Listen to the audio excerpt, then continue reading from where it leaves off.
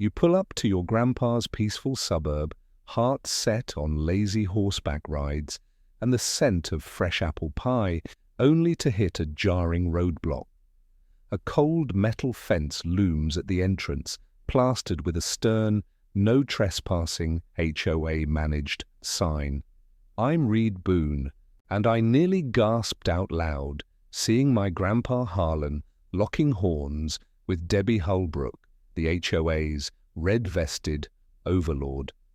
Grandpa's turned that gate into a cash-draining nightmare. And if you've ever wrestled with HOA craziness, you'll relate. Drop a comment with where you're watching from. This tale will have you chuckling through tears. But brace yourself. What's coming next will flip everything you thought you knew about property rights and neighborhood feuds upside down. I rolled into what Grandpa and I fondly call Grandpa's Ranch, a slice of heaven he snatched up just 6 months ago to chase his retirement dream of raising horses. The rugged charm, craggy barn, sturdy stables and sprawling oak trees older than our family tales stood out against the pristine, identical homes of the HOA next door. But something felt off. Terribly off. Where the welcoming dirt path to his gate once stretched, a shiny metal fence now barred the way, topped with a blazing red sign shouting, "No entry, back down after location." My stomach sank. This wasn't just a fence, it was a full-on war declaration. Before I could process it, a white SUV tore around the corner, dust swirling like a tempest, and out stepped Debbie Holbrook. Let me tell you, she meant business. Red blazer, clipboard clutched like a weapon, and that unmistakable HOA glare forged in endless meetings. She stormed toward Grandpa Harlan, who stood by his pickup truck, arms crossed, eyeing that fence like it had slapped his kin. And which city in the United States are you watching from? Drop a comment and share with us if you've had any run-ins with your HOA. We'll narrate your story on our channel, Crossed. Staring at this fence like it had personally insulted his mother, Mr. Boone, Debbie announced, her voice carrying that tone people use when they think they're about to win an argument. I'm here to discuss the unauthorized use of community property. She waved a stack of papers that looked official enough to fool most people, but Grandpa's eyes were already doing that thing they did when he was calculating angles, literally and figuratively. Community property. Grandpa's voice was calm, but I could hear the steel underneath. "Ma'am, I've been using this path for 6 months, and it runs right through the middle of my land." Debbie's smile was the kind that never reached her eyes. Actually, according to these surveys, this path belongs to the Willowbrook Heights Homeowners Association. We need you to sign this agreement, transferring usage rights back to the community. She thrust the papers toward him like she was serving a warrant. I started recording on my phone. Something told me this was going to be one for the books. April Knox, a neighbor I had seen around, had stopped her morning jog to watch the show, and even from across the street I could see she was just as confused as I was about this sudden fence situation. Grandpa took the papers, glanced at them for about 3 seconds, then handed them back. "These aren't worth the paper they're printed on," he said, matter-of-factly. "But I appreciate the effort." Debbie's face started turning a shade of red that almost matched her blazer. "Mr. Boone, this ranch of yours, it's really ruining the neighborhood's vibe. The horses, the rustic look, it's affecting property values. We're trying to maintain a certain standard here." That's when Grandpa's expression shifted, and I knew we were about to see the man who'd spent 40 years as a mechanical engineer before retiring. "Standards?" he repeated slowly. "Well, Debbie, can I call you Debbie if you think a fence stops me? You haven't met a gate that talks back." The threat came next, delivered with the kind of bureaucratic menace that only HOA presidents can muster. Mr. Boone, if you continue to trespass on HOA property, we'll have no choice but to pursue legal action. The community has spoken, and we will not tolerate this disruption to our peaceful neighborhood. Grandpa just smiled. Not the friendly kind of smile, but the kind that meant he was already 3 steps ahead of whatever game she thought she was playing. Ralph, he called out to his neighbor Ralph Jenkins, who was working on a classic Mustang in his driveway. Could you do me a favor and check those property line markers we had surveyed last month? Ralph wiped his hands on a rag and nodded, giving Debbie a look that suggested he'd had his own run-ins with the HOA queen. As Debbie climbed back into her SUV, muttering something about uncooperative residents, Grandpa turned to me with that grin I remembered from childhood, the one that usually meant he was about to build something amazing or solve a problem in the most creative way possible. Reed, son, I think it's time this gate learned some manners. I kept the camera rolling because something told me that whatever Grandpa was planning, it was going to be legendary. The afternoon sun was casting long shadows across the fence, and I could practically see the gears turning in his head. This wasn't just about a block driveway anymore. This was about principal property rights and the kind of American stubbornness that built this country. April jogged over as Debbie's SUV disappeared around the corner. "What was that all about?" she asked, still catching her breath. Grandpa tipped his hat to her. That young lady was the opening move in what I suspect is going to be a very interesting game of chess. He looked back at the fence, then at me. "Reed, I hope you've got plenty of storage on that phone of yours, because if Debbie thinks she can block my gate, she's about to find out what it means when the gate pushes back." The sun was starting to set, painting the sky in shades of orange and pink, and I realized I was about to witness something that would make David versus Goliath look like a friendly neighborhood disagreement. 2 days later, I drove up to find Grandpa had been busy, very busy. Where the fence used to block his entrance completely, there was now a small wooden booth painted in cheerful yellow and blue with a hand-carved sign that read, "Toll booth, $5 per pass. Exact change appreciated." But the real masterpiece was the gate itself. Grandpa had built a mechanical gate with the kind of snap you'd expect from an engineer, with too much free time and no tolerance for nonsense. I found him sitting in the booth, wearing a baseball cap and grinning like he just solved world hunger. "Welcome to Boone's Toll Plaza," he announced. "Pay up or stay out." The first test came within the hour. Debbie's white SUV came barreling down the street, probably expecting to find Grandpa intimidated and the fence situation resolved in her favor. Instead, she found herself facing a toll booth and a very determined 75-year-old man who'd clearly spent his retirement planning for exactly this moment. She pulled up to the gate, rolled down her window, and started yelling before she'd even put the car in park. "What is the meaning of this ridiculous carnival attraction? This is HOA property." Grandpa leaned out of his booth window, clipboard in hand, looking every inch. "The professional toll collector, ma'am. This here's a private access road, and the fee for passage is $5. You can pay cash, but I'm afraid I don't have a card reader set up yet." The gate mechanism was a thing of beauty.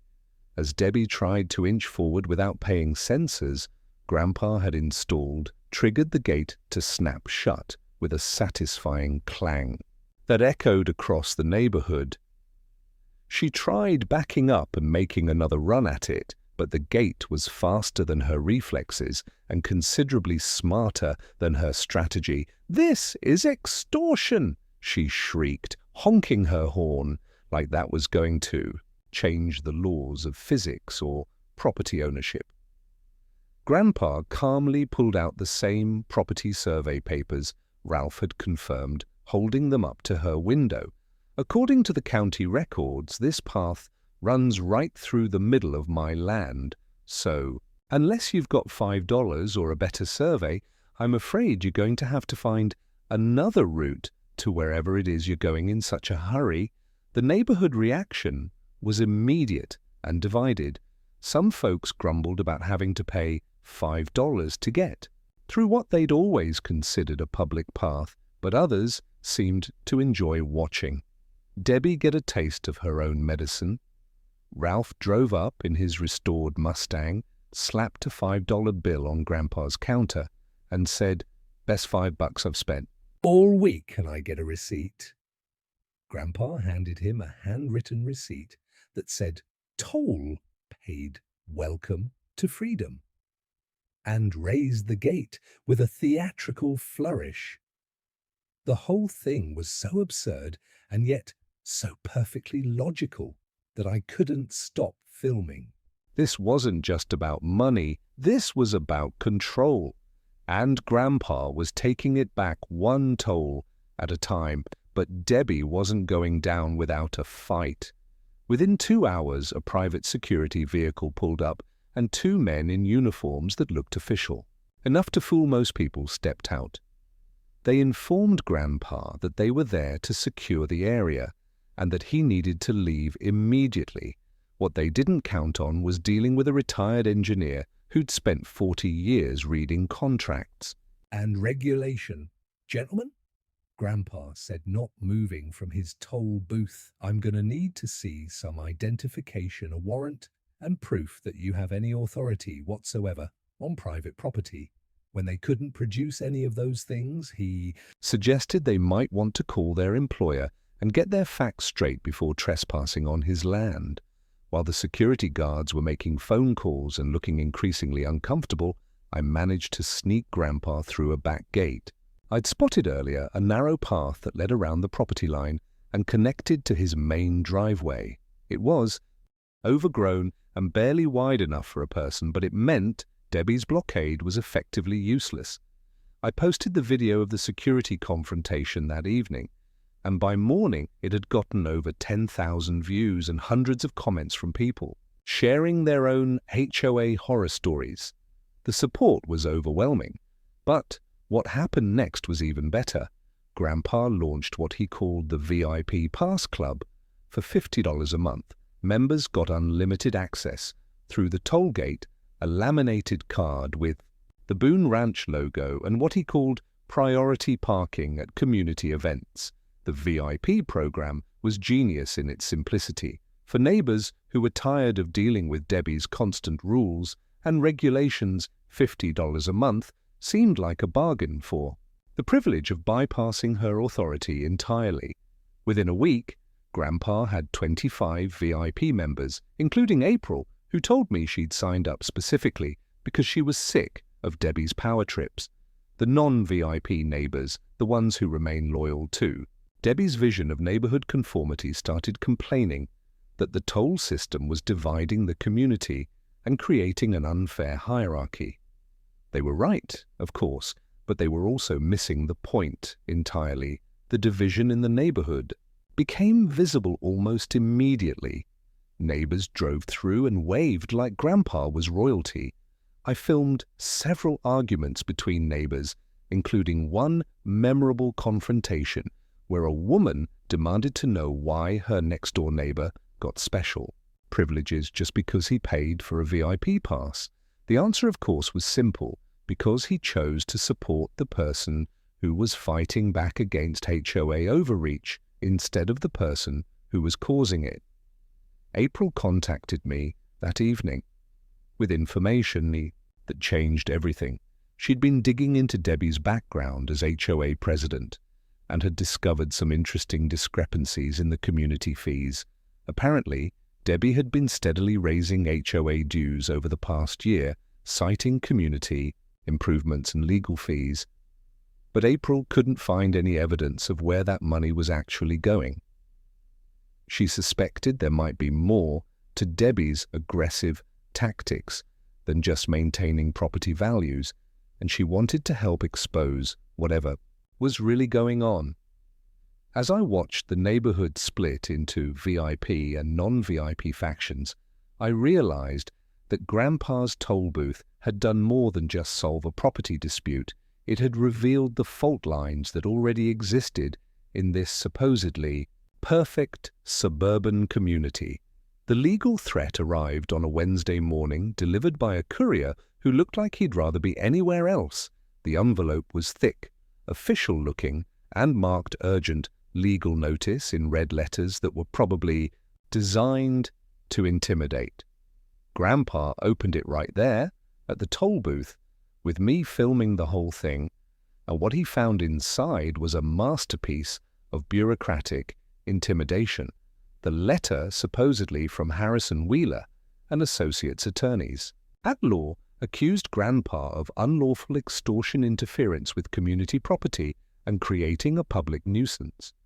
It demanded that he remove the toll booth within 72 hours or face legal action that would result in significant financial penalties and possible criminal charges. Grandpa read the letter twice, then looked up at the camera with that same engineering precision I'd seen him apply to broken lawnmowers and stubborn carpenters. "Read. This is about as real as Debbie's HOA crown," he said, holding up the letter for the camera. Then, in what became one of the most satisfying moments I've ever captured on video, he tore the letter into small pieces, explaining calmly that the law firm didn't exist. The letterhead was printed on regular computer paper, and the legal language was full of errors that any real attorney would have caught.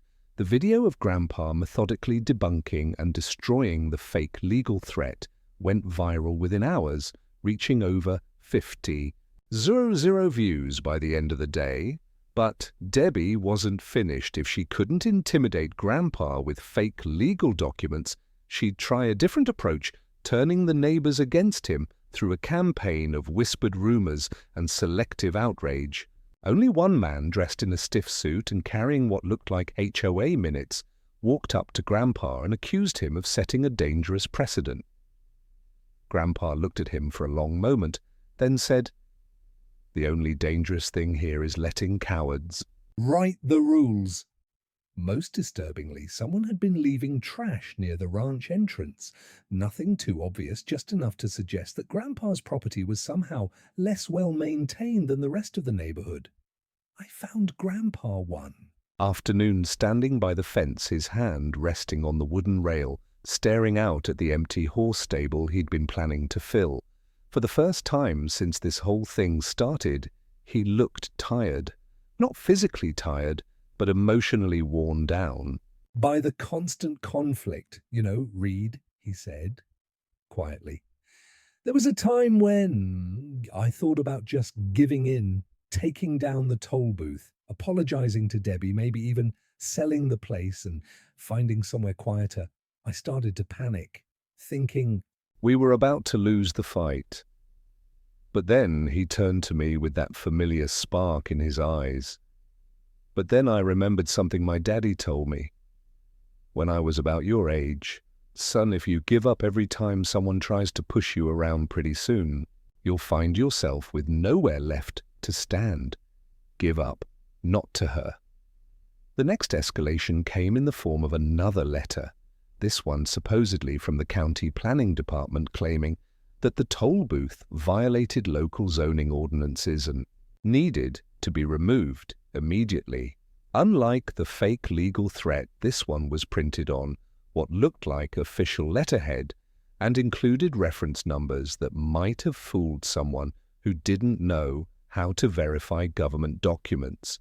Grandpa spent an hour on the phone with the real county planning office, confirmed that no such letter had been sent, and discovered that someone had gone to considerable trouble to forge official documents. The clerk he spoke with was so outraged by the forgery that she offered to provide a written statement confirming that no zoning violations existed. While Grandpa was dealing with fake government documents, April and I were working on exposing the truth about Debbie's background. April had contacts at the local newspaper from her freelance journalism work, and together we'd managed to uncover some interesting information about why Debbie was so desperate to maintain control over the HOA. Turns out she'd been fired from her previous job as a property management company for what her former employer diplomatically called accounting irregularities. Translation: Debbie had been caught skimming money from community maintenance funds, and the property management company had quietly let her go rather than face the bad publicity of a criminal investigation.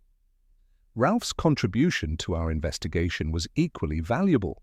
Using his surveyor friend and some old county records, he'd been able to prove definitively that Debbie's fence was not only on Grandpa's property, but that the HOA had never actually owned the disputed path in the first place. The original subdivision plat clearly showed the path as a private easement that belonged to whoever owned the ranch property. Debbie had been claiming authority over land that had never belonged to the HOA, and she'd been doing it with enough confidence that most people had simply assumed she was right. Armed with evidence of Debbie's fraudulent background and proof that her fence was illegal, Grandpa decided it was time to go on the offensive. He printed up flyers that laid out all the facts: Debbie's previous job termination, the forged government documents, the illegal fence placement, and the fake legal threats. The flyers were factual, well-documented, and devastating. We spent an evening delivering them to every house in the neighborhood, including the ones belonging to Debbie's most vocal supporters. The response was immediate and dramatic. I filmed Debbie the next morning as she discovered one of the flyers on her own doorstep. Her face went through a series of expressions: confusion, recognition, anger, and finally a kind of desperate fury that told me she knew her game was up. She tore up the flyer right there on her front lawn, but she couldn't tear up the copies that had been delivered to every other house in the neighborhood. The truth was out, and no amount of red blazers or fake authority was going to put it back in the box. As I watched her storm back into her house, I realized that Debbie's next move wouldn't just defeat her schemes, it would make her eat every one of her own fake papers. Metaphorically speaking, the video that April and I posted that night was our most comprehensive expose yet. We'd compiled all the evidence: the forged documents, Debbie's employment history, the illegal fence placement, and testimony from neighbors who'd been intimidated by her tactics. We uploaded it with a title that left no room for interpretation. The OO President's Fraud exposed fake documents, illegal fences, and financial misconduct. Within hours, it had been shared across neighborhood social media groups and local community forums, but we had no idea that our timing was about to coincide with the most spectacular display of Debbie's desperation, yet captured on camera. I was at the toll booth with Grandpa the next morning when we heard the roar of an engine being pushed beyond its reasonable limits. Debbie's white SUV came flying around the corner, and it was immediately clear that she wasn't planning to stop at the toll booth for polite conversation. Her face was visible through the windshield, red with rage, her hands gripping the steering wheel like she was trying to strangle. Grandpa looked at me then at the rapidly approaching vehicle and calmly pressed the button that activated his gate mechanism. What happened next was the kind of perfect timing that makes you believe in cosmic justice. The mechanical gate that Grandpa had designed wasn't just functional, it was fast. As Debbie's SUV hit the sensor range, traveling at what had to be at least 30 mph, the gate snapped upward with the precision of a mouse trap.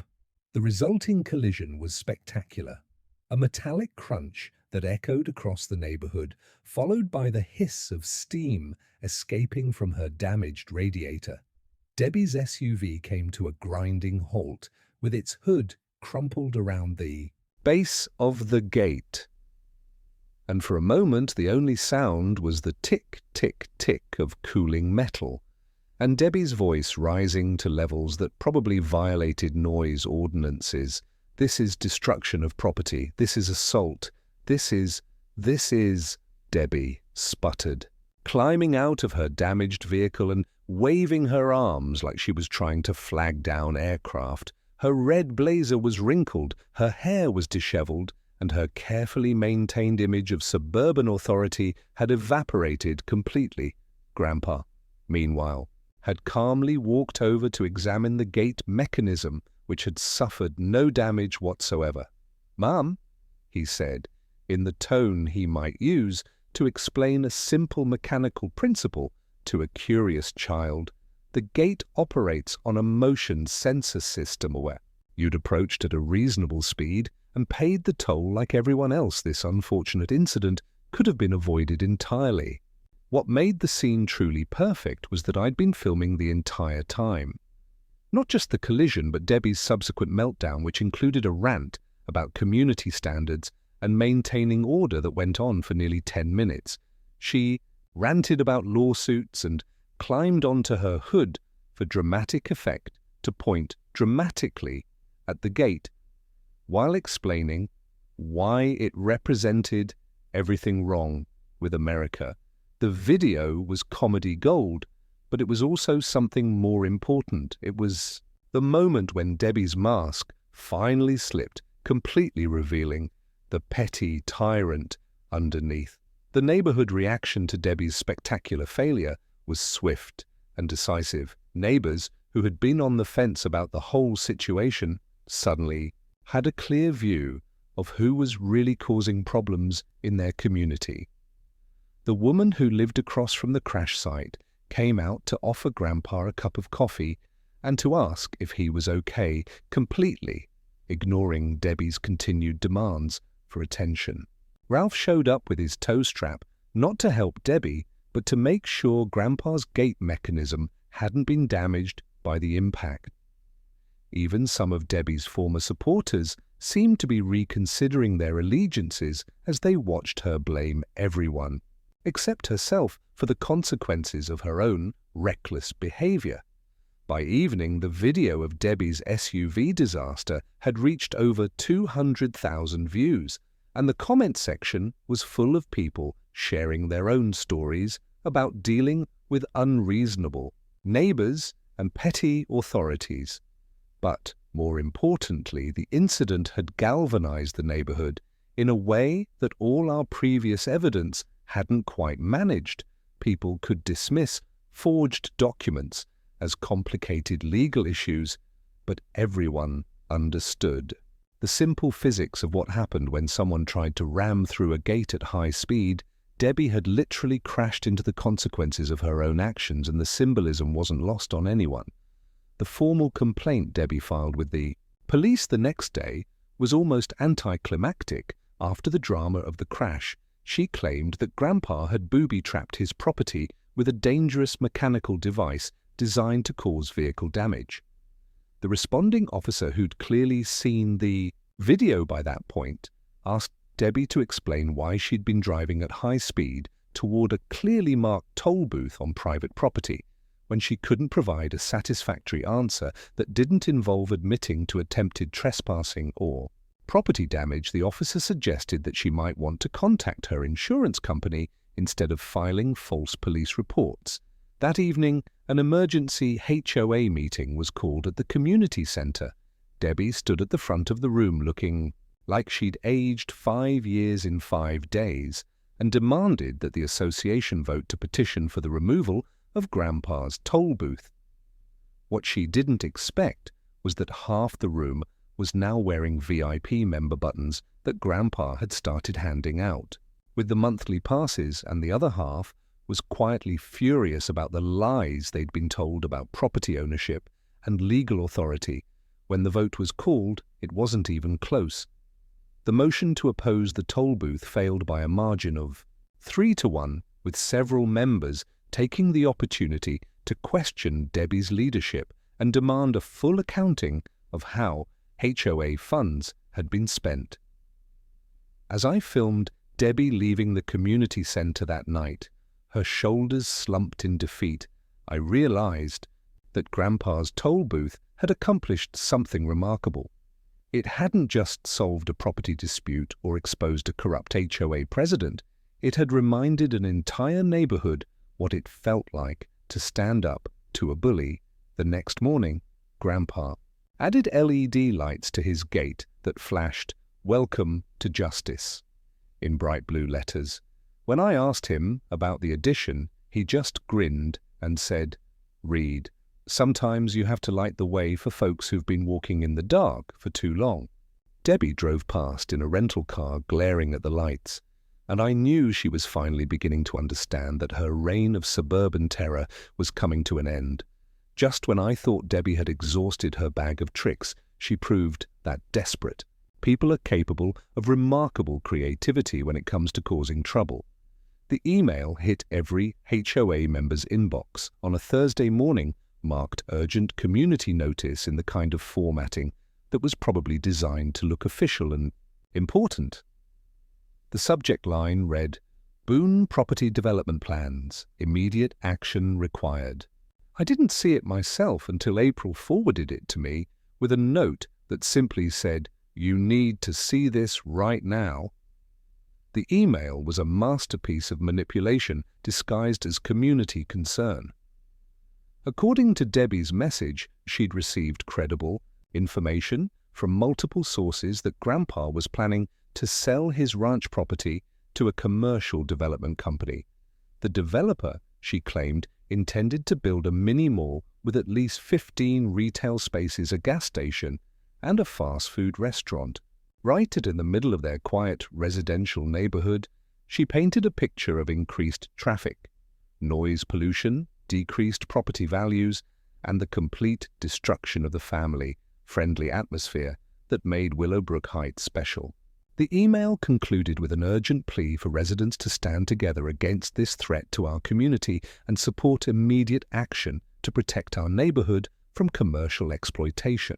What made the rumor particularly insidious was how plausible it sounded to people who didn't know Grandpa personally. After all, he was a new resident who'd been causing conflict with the HOA, and selling to developers would certainly explain his aggressive stance against community authority.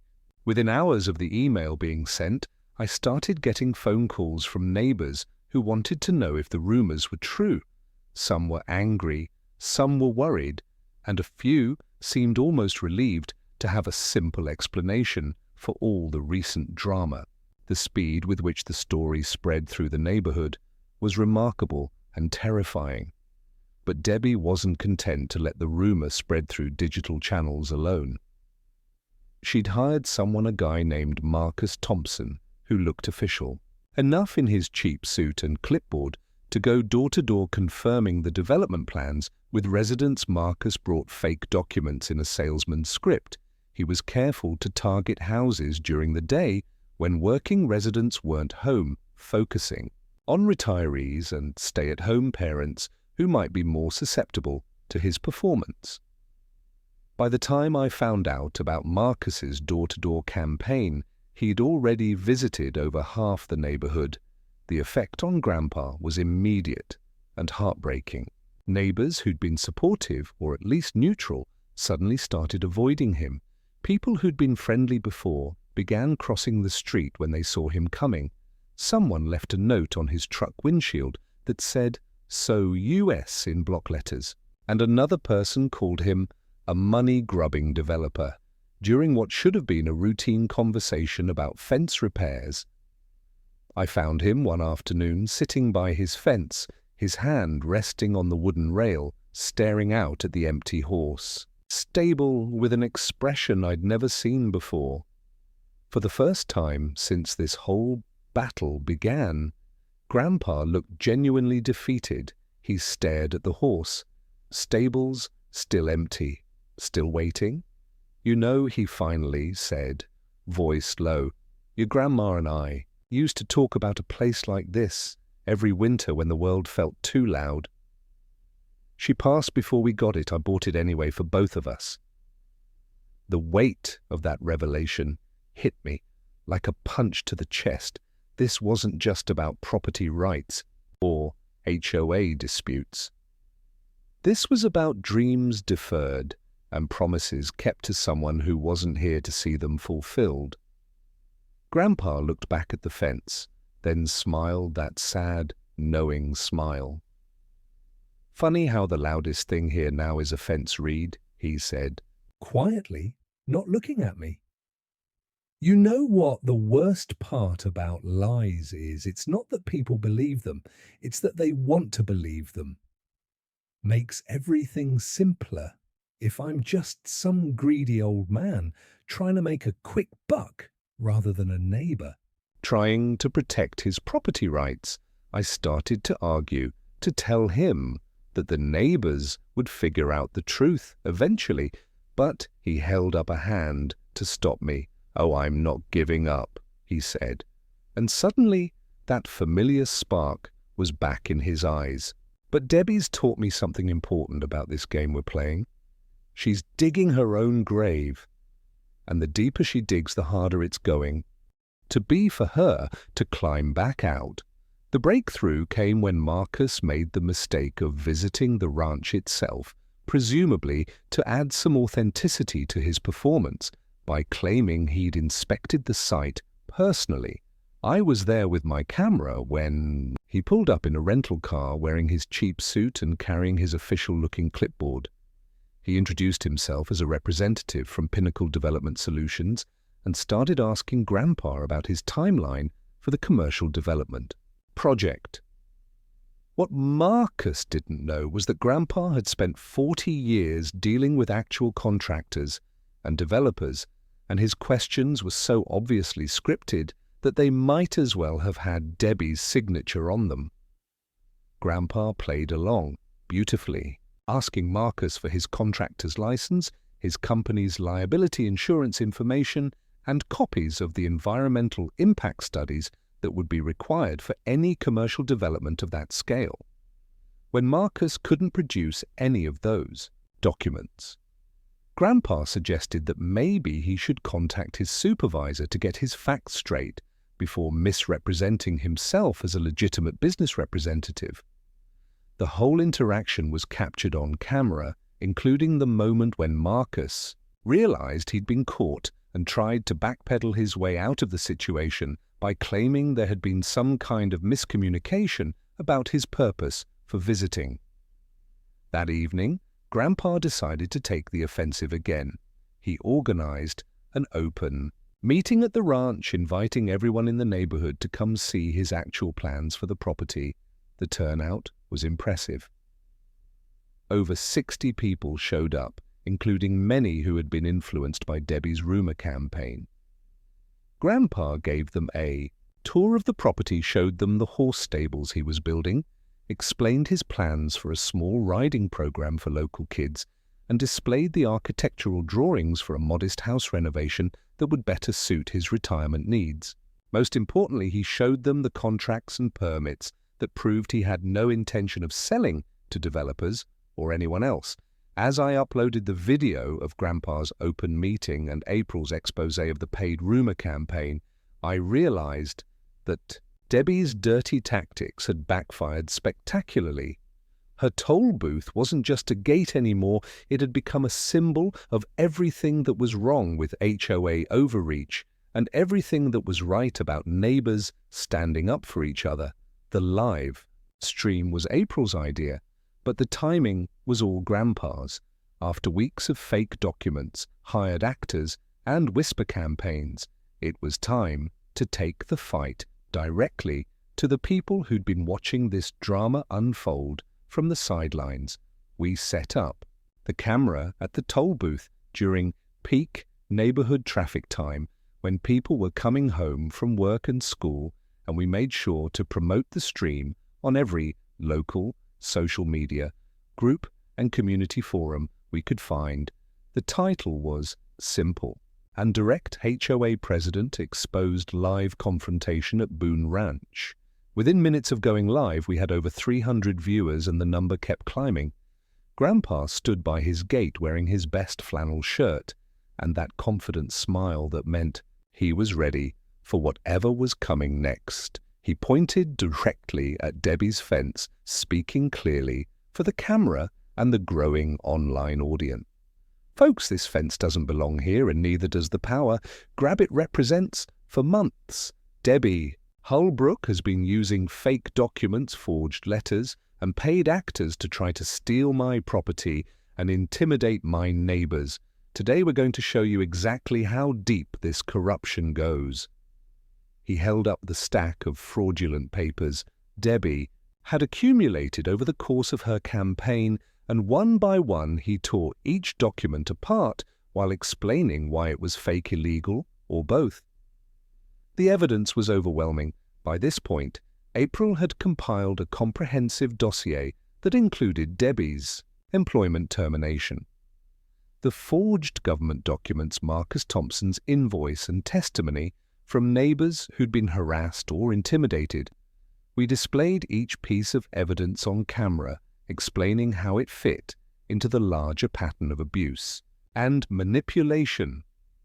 The live stream chat was exploding, with comments from viewers who were sharing their own HOA horror stories and expressing amazement at the level of detail in our investigation. By the 30-minute mark, we had over 500 viewers, and the story was being shared across social media platforms faster than we could track. The chat was exploding. "Where's Debbie now?" One user wrote. "Another bet. She's hiding behind that fence of lies." I was reading the comments aloud. To keep the audience engaged when movement caught my eye, a rental car. Not just any rental car, but one moving with the kind of reckless urgency that suggested its driver had completely lost perspective on reality, and as if summoned by the internet. "Gods themselves!" the car screeched into frame. Debbie, still trying to act like the queen of a kingdom that no longer existed. She pulled up in her rental car. The SUV was apparently still in the shop, getting its gate damage repaired, and stormed over to the toll booth with a fresh stack of papers that she waved like they were some kind of magic wand. "This is harassment." She shouted loud enough for the live stream microphone to pick up every word. Clearly, "I have new documentation that proves this entire operation is illegal, and I'm here to serve notice that legal action will be taken immediately." The live stream chat erupted with laughter, emojis and comments about her terrible timing. But Grandpa just smiled and asked her to show him these new documents. The papers Debbie produced were even more obviously fake than her previous attempts. The letter head was wrong. The legal language was full of errors, and one of the documents was actually printed on the back of what appeared to be a grocery store receipt. Grandpa examined each page carefully, holding them up to the camera so viewers could see the poor quality of the forgeries, then explain precisely why each document was fraudulent. "Debbie," he said finally, "these aren't just fake, they are insulting to anyone with basic reading skills. Did you really think you could intimidate me with papers you printed at home 20 minutes ago?" The confrontation escalated when Debbie realized she was being live-streamed to an audience of over 200 people, many of whom were commenting in real time about her appearance, her tactics, and her obvious desperation. She tried to demand that we stop filming, claiming privacy rights on what was clearly Grandpa's private property, then threatened to call the police for harassment. When Grandpa pointed out that she was the one who'd shown up uninvited to cause trouble on his land, she pivoted to her familiar argument about community standards and property values. The problem was that her community standards argument had been thoroughly discredited by weeks of evidence, and her own behavior was being broadcast live to an audience that could see exactly what kind of person she really was.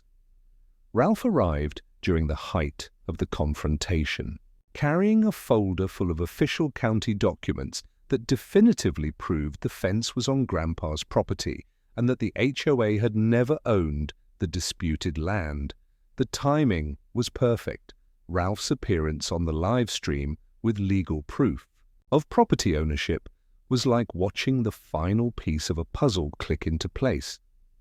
The chat exploded with comments celebrating the evidence, and even Debbie seemed to realize that her position had become completely untenable. She tried to argue that the county documents were somehow wrong or outdated, but Ralph had brought copies of surveys dating back to the original subdivision, and they all told the same story. The live stream reached its peak when neighbors started showing up in person. Drawn by the drama and the growing online audience, April arrived with printed copies of Marcus Thompson's invoice and Debbie's employment termination letter, which she distributed to anyone who wanted to see the evidence for themselves. Several VIP pass holders came to show their support for Grandpa, and even some of the non-VIP neighbors seemed to be reconsidering their positions as they watched Debbie's meltdown unfold in real time. The contrast was stark. Grandpa remained calm and factual throughout the confrontation, while Debbie became increasingly frantic and incoherent as her lies were exposed one by one. By the time the confrontation ended, with Debbie retreating to her rental car amid calls for her resignation as HOA president, over 10 Surauju views, hundreds of shares. The evidence was overwhelming, the community support was clear, and Debbie's credibility had been destroyed completely. As I ended the stream, Grandpa opened his gate and announced that VIP members would have free access for the rest of the week in celebration of what he called Transparency Day. The neighborhood erupted in cheers, and I realized that we'd just witnessed something remarkable: the power of truth, technology, and community action working together to defeat corruption and restore justice. Debbie's reign of terror was over, but Grandpa's gate had one final surprise waiting for her. For some, it was just a toll booth. For the rest of us, it was the last gate before tyranny, the news of Debbie's resignation. As HOA president came through official channels 3 days after the live stream, but everyone in the neighborhood had seen it coming from the moment she'd fled the scene in her rental car. The letter was brief and professional, citing personal reasons and a desire to pursue other opportunities. But April's sources at the county planning office confirmed that Debbie was also facing an investigation into the forged government document. The woman who'd spent months terrorizing neighbors with fake authority and fraudulent paperwork was finally facing real legal consequences for her actions. The neighborhood transformation was immediate and dramatic. Without Debbie's constant interference and manufactured crisis, people started talking to each other like normal human beings instead of suspicious adversaries. The fence that had started this whole conflict was quietly removed by a crew that Ralph organized, with several neighbors volunteering to help restore the natural pathway that had connected the community for decades. Children started playing in areas that had been off-limits under Debbie's restrictive rules, and front yards began displaying the kind of personality and creativity that had been suppressed by years of community standards enforcement. But Grandpa wasn't finished yet.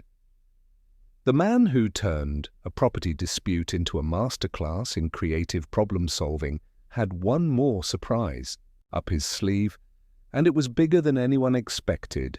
Working with a local artist and funding from neighbors who'd been inspired by his stand against HOA tyranny, Grandpa commissioned a permanent installation that would commemorate the victory and serve as a reminder of what communities could accomplish when they stood together against injustice. The unveiling ceremony took place on a beautiful Saturday morning, with over 200 people gathered at what had once been the site of Debbie's illegal fence. The crowd included neighbors from Willowbrook Heights, local news reporters who'd been following the story, and even some city council members who'd been impressed by the grassroots organizing effort Ralph had brought his restored. Mustang April had invited her journalism colleagues, and kids from the neighborhood were running around with VIP member buttons that Grandpa had turned into collector's items. When Grandpa pulled away, the canvas covering, the crowd erupted in cheers and applause. The installation was a beautiful wooden gateway painted in cheerful colors and decorated with hand-carved details that reflected the community's history and values. But the real surprise was the name carved into the arch above the entrance waltz gate managed by Freedom. The sign was large enough to be visible from the street, professionally made and completely permanent. Every morning, when Debbie left her house, and every evening when she returned, she would have to walk past, a monument to her own defeat. The choice of name was perfect and pointed. Walt referred to Walter Whitman, the American poet who'd written about democracy, individual freedom, and the importance of standing up to authority when it overstepped its bounds. But the name also worked on a simpler level.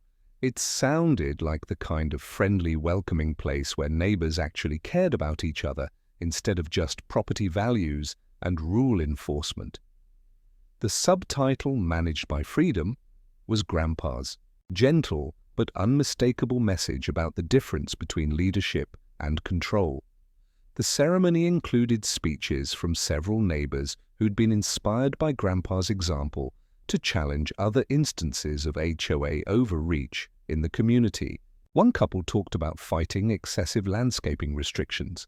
Another family described their successful appeal of discriminatory enforcement policies. And April announced that she was writing a book about HOA reform that would feature Grandpa's story as a central case study.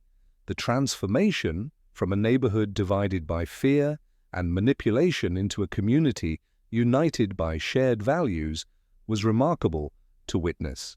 But perhaps the most touching moment came when the neighborhood children presented Grandpa with a handmade sign for his toll booth that read, "Honorary Mayor of Waltz Gate." The sign was decorated with drawings of horses' gates and what appeared to be Debbie's SUV running into various obstacles. Grandpa accepted the honor with the kind of genuine emotion that reminded everyone why they'd supported him in the first place. This wasn't about winning a property. Dispute was about preserving the kind of community where neighbors looked out for each other instead of looking for reasons to tear each other down. As the ceremony wound down and people began to disperse, I found myself standing with Grandpa by his famous toll booth, which had become something of a neighborhood landmark. Several people had suggested that he should run for HOA president in the upcoming election, and from the way he was grinning at the invitation, I suspected he was seriously considering it. "You know, Reed," he said, watching kids play around Walt's Gate while their parents chatted like normal human beings, "I think Debbie might have done us all a favor. Sometimes it takes a real crisis to remind people what community actually means." 3 days later, at exactly 7:12 MAU Hall rolled down Willowbrook Heights, Debbie in sunglasses, in silence, loading the last box. Nobody waved goodbye. The only sound, the toll gate clicking open and shut like punctuation. The epilogue to this story continues to unfold, but the important victory has already been won. Debbie's attempts to control and intimidate her neighbors through fake authority and manufactured crises had been thoroughly defeated by transparency, community organizing, and the simple principle that property rights matter. Power doesn't belong to those who scream the loudest. It belongs to those who stay when everyone else hides. The toll booth still operates occasionally more as a neighborhood joke than a serious fee system, and the VIP passes have become collector's items that people frame and display as symbols of their participation in something bigger than themselves. If you've ever dealt with HOA overreach, petty neighborhood tyrants, or officials who think their authority extends beyond what the law actually allows you, understand exactly what this story represents.